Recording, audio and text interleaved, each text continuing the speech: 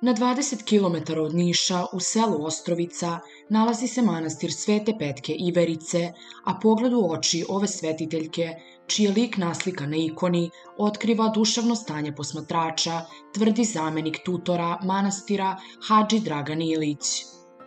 Manastir je dobio naziv Iverica jer su ga obnovili gruzijski monasi iz Iviriona sa Svete Gore, a u periodu od 1898. do 1903. godine bio je kraljevski srpski vojni manastir pod vojnim zapovedništvom, što je jedini takav primer u istoriji Srpske pravoslavne crkve. Zamenik tutora manastira Hadži Dragan Ilić kaže da pogled u ikonu ove svetiteljke otkriva stanje duše posmatrača.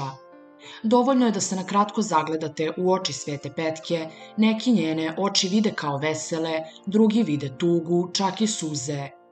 Ono što vidite u očima svetiteljke otkriva i vaše duševno stanje. Ako vidite suze, znači da ste sami, tužni, stanite koji minut ispred ikone i u tišini uputite joj molitvu, recite joj zašto ste tužni. Vidjet ćete kako to blagotvorno deluje na dušu, kazao je Hadži Dragan Ilić. Manastir Svete Petke Iverice rušen je i zidan 4 puta. U sklopu manastira nalazi se konak koji je za sada prazan, jer nema sve potrebne uslove za život.